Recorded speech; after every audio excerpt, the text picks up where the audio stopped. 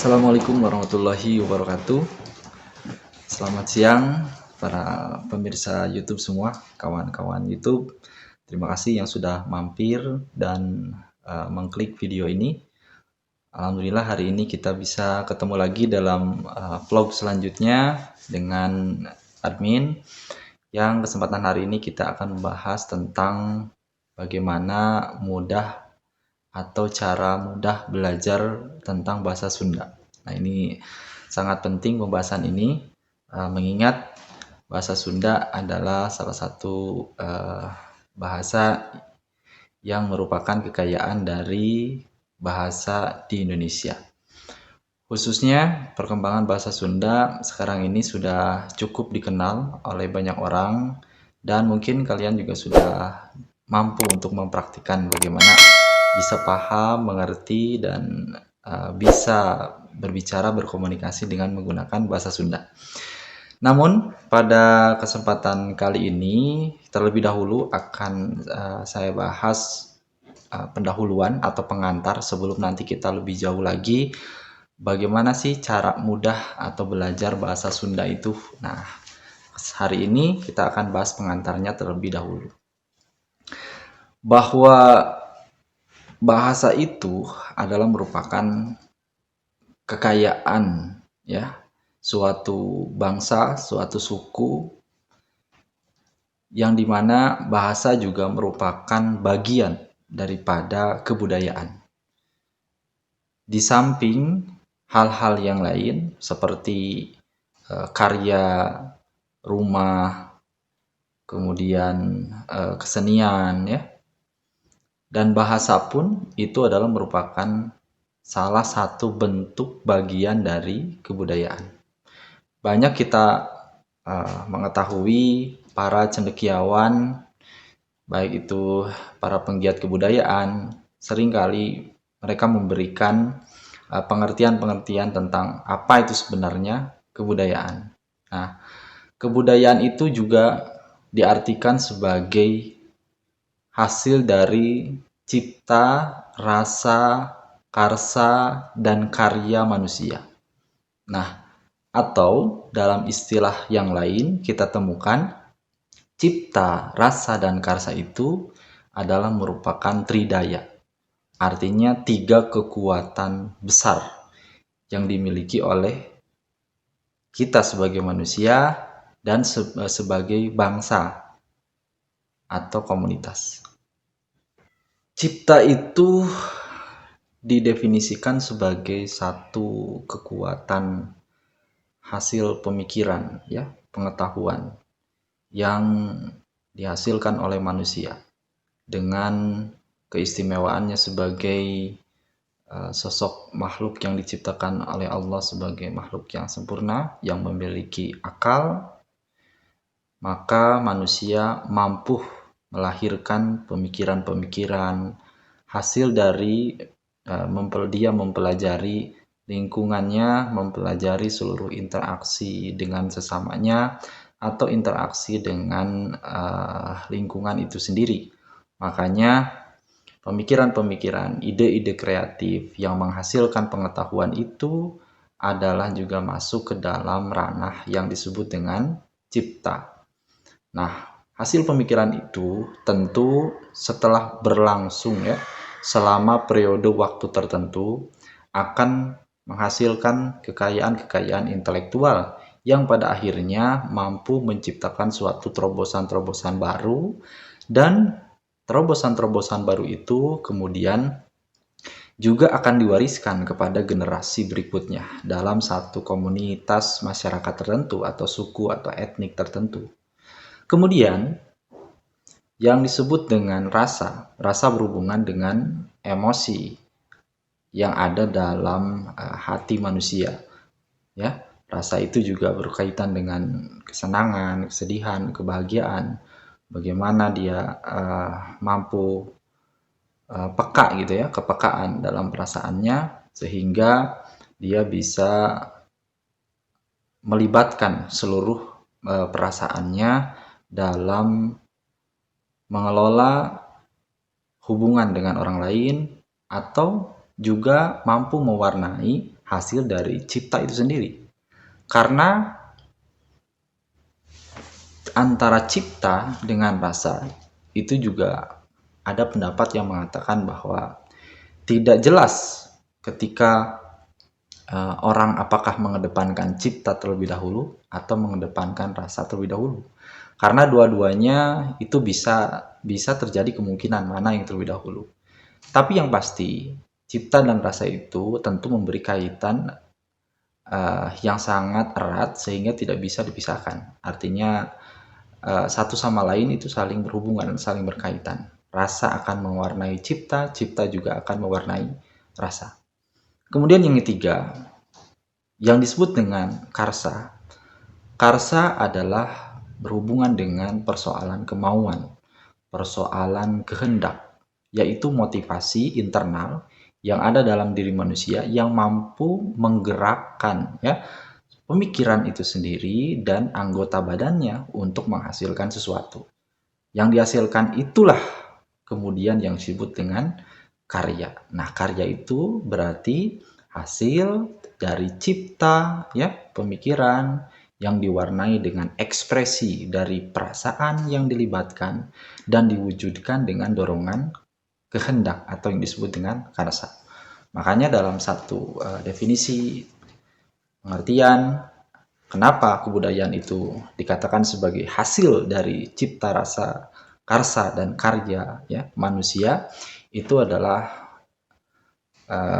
merupakan kekayaan yang biasanya dimiliki oleh suatu bangsa yang terdiri dari gabungan atau perpaduan ketiga unsur tadi yang melahirkan karya. Makanya kalau kita bicara tentang kebudayaan, kadang-kadang kita juga akan mengenal langsung spesifik.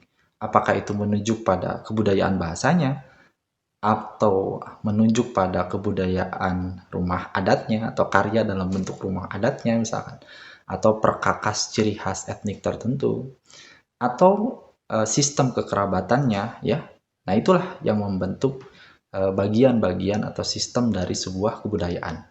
Artinya, kebudayaan itu sekali lagi terbentuk dari bagian-bagian seluruh hasil karya dari perpaduan antara cipta, rasa, dan karsa manusia. Kemudian, bahasa sebagai salah satu bagian dari kebudayaan merupakan bagian kebudayaan yang tidak berbentuk benda. Namun bahasa juga itu adalah hal yang sangat penting karena bahasa merupakan alat komunikasi yang utama. Meskipun alat komunikasi itu bisa dengan bahasa gerak, bahasa isyarat, tapi bahasa verbal dengan komunikasi itu merupakan alat komunikasi yang paling utama. Oleh karena itu, kekayaan bahasa yang dimiliki oleh bangsa kita, Indonesia tercinta ini, dengan seluruh keragaman etnik yang ada, ini sangat mewarnai dan sangat unik untuk kita pelajari lebih lanjut. Karena sifat dari kebudayaan itu juga dipelajari gitu, agar semakin kebudayaannya itu bisa berkembang, kita bisa mengenali lebih jauh tentang kebudayaan kita sendiri. Oke. Berbicara tentang kekayaan bahasa Sunda sebagai bahasa yang dimiliki oleh etnik atau suku Sunda di daerah Jawa Barat, Banten, atau juga sebagian, kalau menurut sejarah sebagian juga ada di daerah Jakarta. Artinya tidak terlepas dari perjalanan sejarah. Perjalanannya sejarahnya pada zaman dahulu itu diawali pada masa abad ke-17. Abad ke-17 di mana kerajaan Mataram pada waktu itu menguasai daerah Sunda atau Tatar Sunda gitu. Nah, melalui kerajaan Mataram itulah terjadi akulturasi budaya antara Jawa dengan Sunda tadi.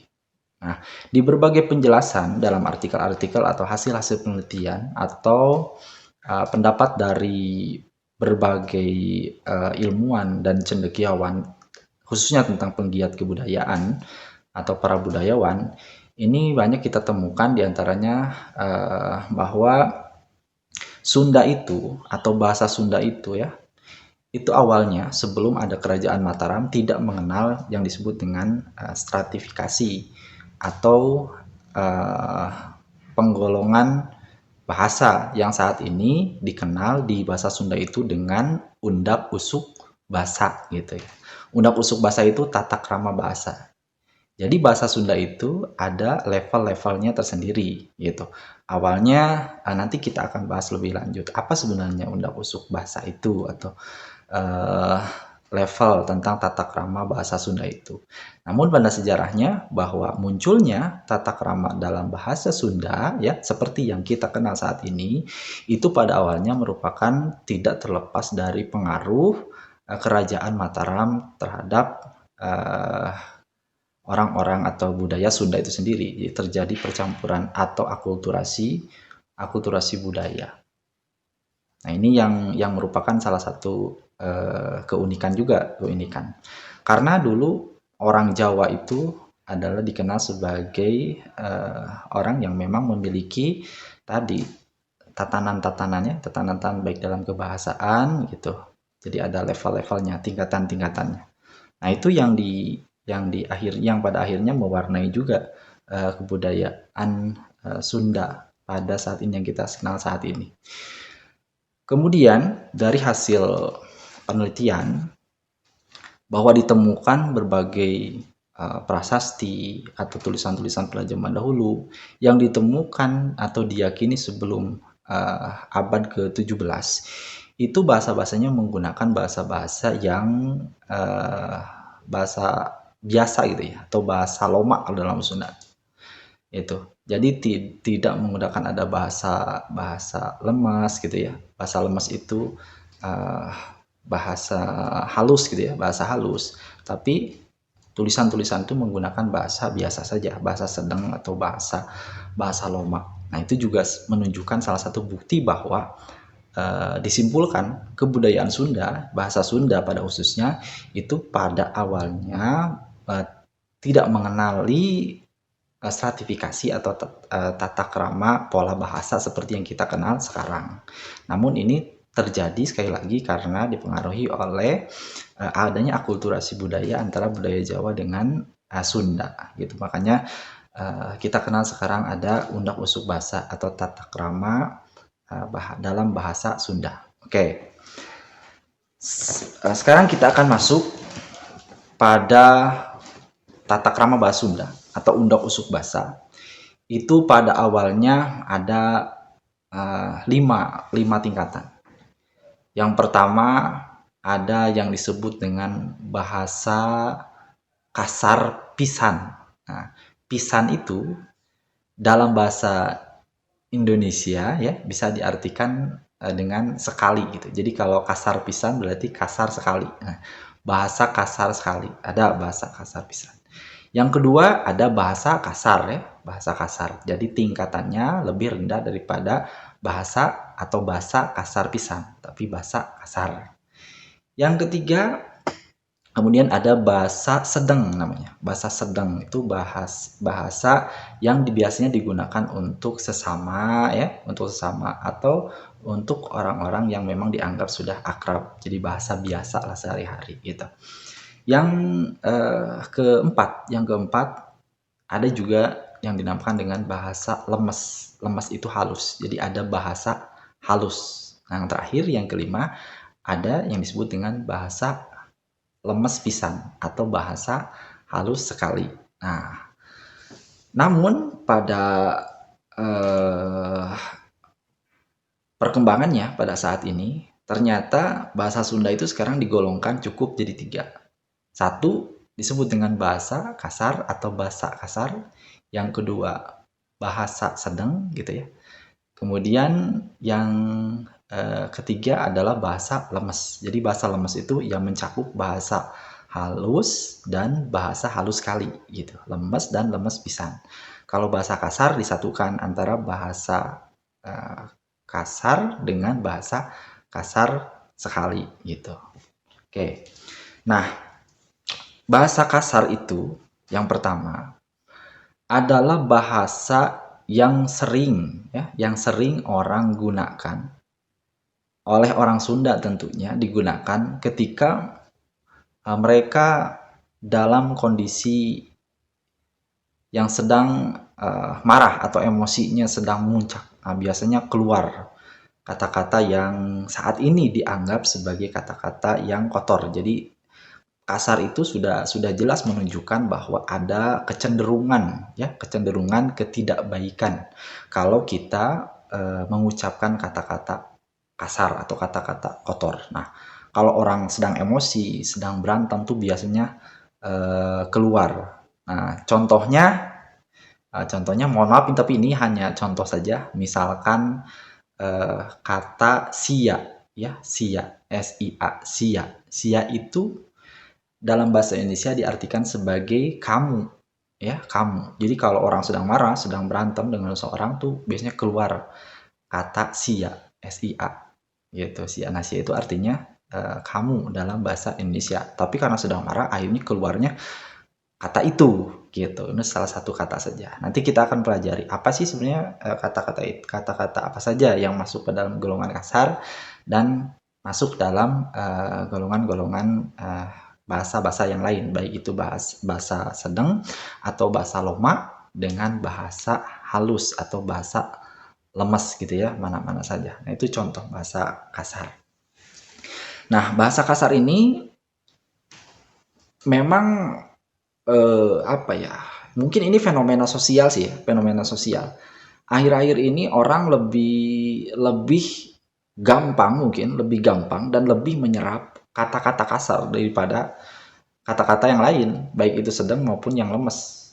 Karena macam-macam faktornya, baik dari segi pergaulan gitu ya, atau memang akibat dari pergaulan itu sendiri yang pada akhirnya membentuk satu kosakata yang sering orang gampang gunakan gitu. Dianggap kata kasar itu sudah menunjukkan keakraban antara satu orang dengan orang lain gitu ya, satu keakraban, dan mungkin sebagian orang juga menganggap bahwa kalau saya berkata seperti ini artinya berkata kasar, oh berarti saya dianggap sebagai apa ya, sudah punya apa ya, punya wibawa atau punya semacam keberanian gitu ya, keberanian, sehingga dipandang orang ini sebagai orang yang seperti itu. Jadi orang merasa segan, merasa takut gitu, merasa takut bahwa ini melambangkan kekuatan saya loh gitu loh, bahasa kasar. Nah, ini memang fenomena sosial yang terjadi di sekitar kita ya, khususnya yang admin rasakan saja. Untuk anak-anak muda, para pemuda ya, anak-anak sekolah, bahkan anak-anak kecil pun sekarang itu sebenarnya lebih gampang ketika mereka mengucapkan kata-kata kasar, gitu ya, kata-kata kasar. Nah, ini kembali lagi pada pola pergaulan, pola pendidikan, pola asuh dari semua pihak ya, dari semua pihak. Karena ya pendidikan anak itu kan tentu lingkungan sekitar juga sangat mempengaruhi. Kalau memang anak-anak kita, saudara-saudara kita tumbuh pada lingkungan yang memang menggunakan bahasa-bahasa kasar seperti itu, ya mereka tentu akan lebih menyerap bahasa-bahasa itu. Apalagi ketika tidak diimbangi dengan bahasa atau bahasa yang lain gitu. Nah, sebelumnya ini ya, jadi bahasa itu B-A-S-A tulisannya, bahasa itu kalau dalam bahasa Indonesia disebut bahasa. Jadi kalau di Sunda bahasa itu basa. Nah, jadi nanti kalau saya mengucapkan bahasa berarti itu bahasa ya, sama-sama saja bahasa atau bahasa gitu. Nah, ini sangat penting untuk kita perhatikan sama-sama agar penggunaan bahasa Sunda ini yang kasar tentunya bisa diminimalisir, karena sekali lagi ini menunjukkan tata krama, menunjukkan akhlak kepribadian seorang. Semakin sering, semakin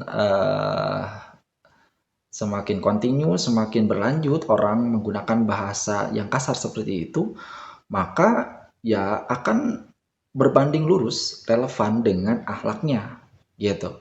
Jadi ketika orang berkata-kata kasar, ya pasti akhlaknya pun tidak akan begitu baik gitu. Makanya karena kan bahasa itu juga cerminan diri kita, cerminan akhlak kita gitu.